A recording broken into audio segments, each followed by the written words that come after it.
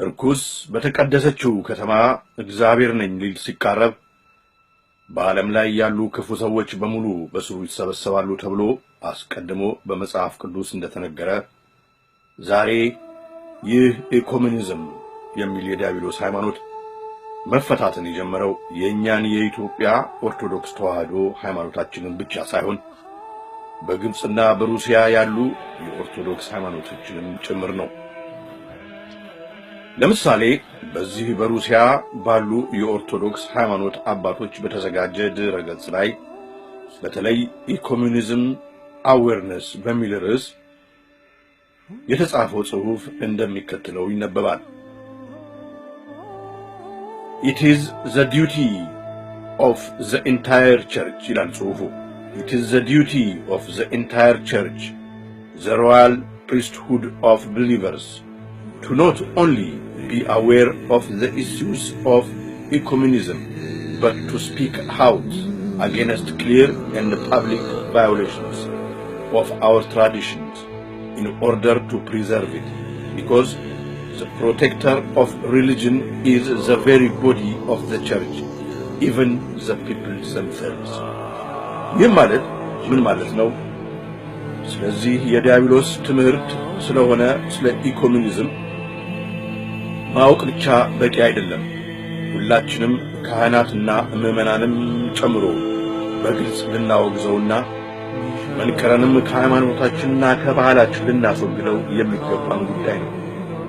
ይህንንም ማድረግ የሁሉ ሕዝብ ኃላፊነት እንጂ ለቤተ ክህነት አባቶች የተተወ ሥራ ብቻ አይደለም ማለት ነው። እዚህ ጋር አንድ መጠየቅ ያለብን ነገር እነኚህ በሩሲያና በግብጽ ያሉ የሃይማኖት አባቶች ከ1997 እንደ አውሮፓውያን አቆጣጠር ጀምረው የዚህን ኢኮሙኒዝም የሚባል የዲያብሎስን ሃይማኖት ፈተና በግልጽ እያወገዙና የነ ሬቨረንድ ዶክተር ኦላቭ እና የመሰሎቻቸውን ተግባር እያጋለጡና ሕዝቦቻቸውንም እያስተማሩ በቆዩበት ሰዓት የኛ የቤተ ክርስቲያን አባቶች ለምን ዝም አሉ? ለምንስ እንደነ ዶክተር አባ ኃይለ ማርያም ያሉ አባቶች ኢኮሙኒስታዊ መሆናቸውን እንዴት ሳይታወቅ ቀረ? ይህ መልስ የሚያስሻው የጊዜው ጥያቄ ነው። እንደሚታወቀው በቀደመው ክፍል ተጠቅሷለው ያልኩት የዲያብሎስ የጥቃት ክንድ አንዱ ማይክሮቺፕ ኢምፕላንት ስለሚባለው የአውሬው ምልክት ጉዳይ ነው። ወደ ትንታኔው ከመግባቴ በፊት ግን በዚህ በሩሲያና በግብጽ ባሉ በኦርቶዶክስ አባቶች ድረ-ገጽ ላይ ስለሰፈረውና እነኚህ አባቶች 666 አውሬው ሥራ ሲጀምር በግንባር ላይ እንዲደረግ የሚያስደርገው ምልክት በምን አይነት መልኩ ወደ ሰዎች እንደሚመጣ የተናገሩትን ማንሳት ግድ ይለኛል። ጽሑፉ የተጻፈው ኢኖክ ቪስቮልድ ፊሊፔ በተባሉ የሩሲያ ኦርቶዶክስ ቤተክርስቲያን መነኩሴ ነው። ጽሑፉም እንዲህ ይላል: Because it symbolizes his spiritual presence among those numerous servants of the religion of Antichrist who will actually place the mark upon the peoples of the earth. Of course, the sign of Antichrist may be placed by means other than a brush, by some other sacred instrument, or simply by the hand of a servant of the universal Antichrist religion. Whatever the actual means, the aim is to induce people renounce Christ. ይላል ጽሑፉ። ወደ አማርኛው ሲተረጎም 666 ወይንም ሐሳዊው ክርስቶስ አመጣጡ መንፈሳዊ ሆኖ ነው። ክርስቶሳዊ መስሎ ነገር ግን የክርስቶስ ሙሉ በሙሉ ተቃራኒ የሆነ ዲያብሎሳዊ አቋም ይዘት ይዞ ነው የሚገለጸው። ይህ ስለሚሆን በግንባር ላይ የሚደረገው የ666 ምልክት የሚሆነው በቅባ ቅዱስ መልኩ በግንባር ላይ የአውሬው ሃይማኖት ተከታይ ወይም ከሃይማኖቱ ተወካይ በሆነ ሰው ነው ብለው ጽፈዋል። ወገኖቼ እዚህ ጋር ልብ እንበል። አሁን በቅርብ ጊዜ በሬቨረንድ ዶክተር ኦላቭ እና በዶክተር አባ ኃይለ ማርያም በኩል በቤተ ክርስቲያናችን የተደረገው ሁኔታ የሩሲያውና የግብጽ የሃይማኖት አባቶች አስቀድመው እንደተናገሩት የአውሬውን የ666ን ምልክት የሚያደርግ ሥርዓት ይሁን? ይህ ወቅት እኩስ በቤተ ክርስቲያናችን መቆሙን የሚያሳየን ምዕራፍ ይሆንን? ይህ እጅግ አንገብጋቢ ጥያቄ ነው። ዮሐንስ ባለ ራእዩ የዚህ የአውሬው ምልክት በግንባር ላይ ብቻ ሳይሆን በእጅ ላይም እንደሚደረግ ይነግረናል፣ ያውም በቀኝ እጅ ላይ። ግን ለምን አውሬው የሰዎችን ግንባርና ቀኝ እጅ ምልክቱን ለማድረግ መረጠ የሚለውን እስኪ እንነጋገር።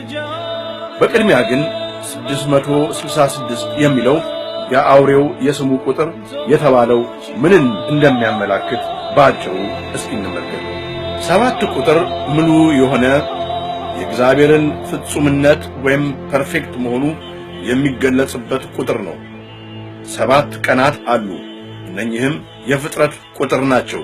እግዚአብሔር የሚለው ቃሉ ራሱ 7 ፊደላትን የያዘ ሲሆን እግዚአብሔር የሥጋ ባህሪና የነፍስ ባህሪን በአንድነት ተዳብለው ሙሉ ቃል አዳምን ሰው ያደረጉት ምስጢራዊ ቃላት ናቸው። 6 ቁጥር ግን ከ7 ያነሰ ምሉዕነት የጎደለው ኢምፐርፌክት የሆነ ነው። ጨለማ የወደቀበትን ያመለክታል። ብርሃን የራቀውን ያመለክታል። 666 3 ጊዜ መደጋገሙ ፍጹም ጎዶልነትን፣ ፍጹም ኢምፐርፌክት መሆንን ይጠቁማል። 666 የሚለው ሶስትነትን የሚያመለክተው ሶስትነትን ወይም ትሪኒቲን ሲሆን ሰይጣን ሐሳዊ መሲህ እና ሐሰተኛው ነብይን ህብረት ያመለክታል። 666 ማለት ባጭሩ ሲተረጎም የሰው ልጅ ዲያብሎስን ከተቀበለ በውስጡ ካኖረ አምላክነትን ያገኛል ብሎ አስቀድሞ ሳጥናኤል ለአዳምና ለሔዋን ያስተማረበትን እኩይ ትምህርት ነው። በዚህ ምክንያት 666 የሚሉት እያንዳንዶቹ ቁጥሮች እያንዳንዳቸው የተለያየን ነገር ይወክላሉ። እነኚህም አንደኛው 6 ሰውነትን፣ ሁለተኛው 6 አምላክነትን፣ ሶስተኛው 6 የወደቀ መላእክትን ነው። አዳም የተፈጠረው በ6ኛው ቀን ነው። ይሄውም ዕለት ዓርብ ነው። በዕለተ ዓርብ በ6ኛ ቀንም ጌታችን መድኃኒታችን ኢየሱስ ክርስቶስ አዳምን ሊያድነው በመስቀል ላይ በቀራንዮ ተሰቀለ። የተሰቀለውም ልክ ከቀኑ በ6 ሰዓት ነው። ሳጥናኤልና ሰራዊቱ በሰማይ ቤት ጦርነት በተደረገ ጊዜ ተሸንፈው ወደ ምድር የተጣሉት ልክ ከቀኑ 6 ሰዓት ላይ ነው።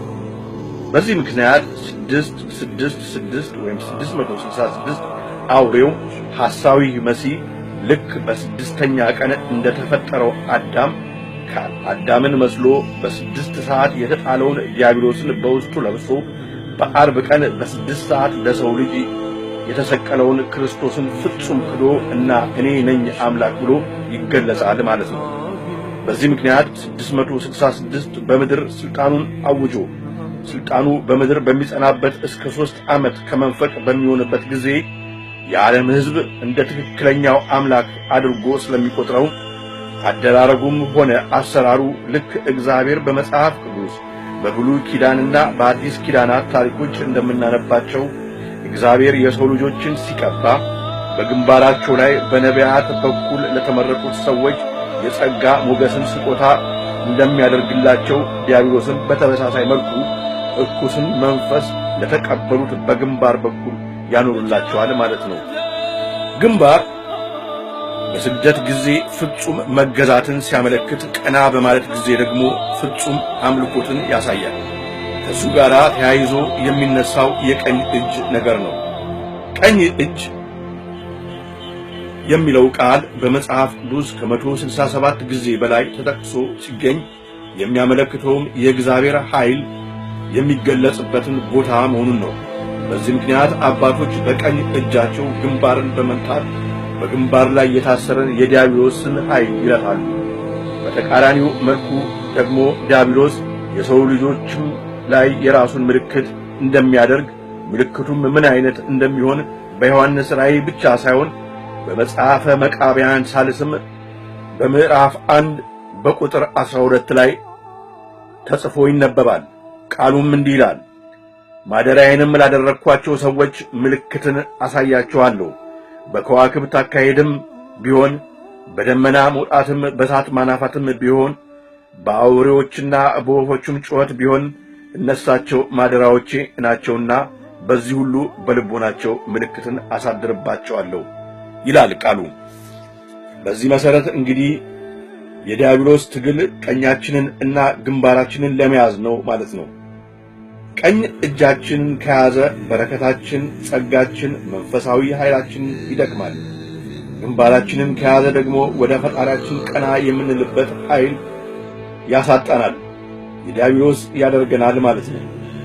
አንዳንድ ሰዎች ግንባሬ እኮ ነው የሚሉት ለዚህ ሳይሆን አይቀርም። በግንባር የሚቀባው የዲያብሎስ ምልክት እንግዲህ አጀማመሩን እንዲህ በዓይናችን ካየን የሚከተለው ደግሞ በነ ቢል ጌትስ በሚሊንዳ ፋውንዴሽን በኩል በቀኝ እጅ ላይ ቢያኖሩት እየተንቀሳቀሱት ያለበትን መንገድ ማጤን ነው። አቶ ቢል ጌትስ እና ቢጤዎቻቸው በቅርቡ ሊከቱን ያለሙት የማይክሮቺፕ የአውሬው ምስል ወይም ምልክት ብዙ የዲያብሎስ ሥራን መስራት የሚያስችላቸውም ጭምር ነው።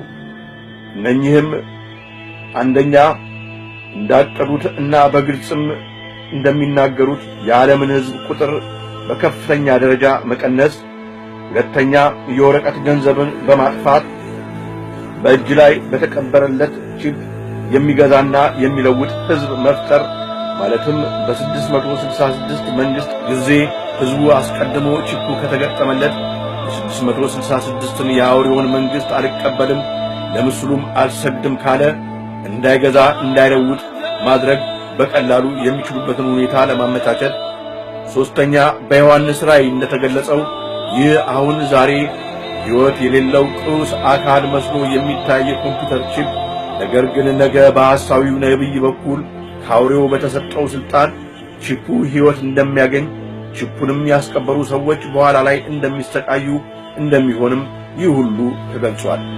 አስርቱ የዓለም መንግስታት በመጨረሻው ዘመን በወደቁት መላእክት ቁጥጥር ስር ሆነው ክፉ መናፍስት ተጠናውቷቸው የዲያብሎስ መገልገያዎች እንደሚሆኑ በዮሐንስ ራእይ ምዕራፍ 13 እስከ 18 የተገለጸ ስለሆነ በኋላም በመጨረሻው ሰዓት ይዘውት የነበሩትን የሰዎች ሰውነት ለቀው በገሃድ ሲወጡ እንደምናያቸውም ሁሉ ዛሬ እያንዳንዱ የኦርቶዶክስ ተዋሕዶ ክርስቲያን ለእውነተኛው አምላክ ለሰራዊት ጌታ ለአልፋና ኦሜጋ ለሆነው ለክርስቶስ በእውነት መገዛት፣ ለቀጥተኛዋ ለተዋሕዶ ቤተክርስቲያንም ዘብ መቆም፣ በሃይማኖቱም ውስጥ ሆኖ በእምነትና በተግባር በፍቅርም መመላለስ አሁን ከመቼውም በላይ የሚጠበቅበት ጊዜ ነው።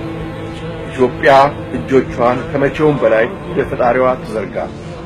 ወላዲተ አምላክ በረድኤቷ ትጎብኘን። የቅዱሳን አባቶቻችን በረከታቸው ይደርብን። እግዚአብሔር ከሁላችንም ጋር ይሁን። ወስብሐት ለእግዚአብሔር አሜን።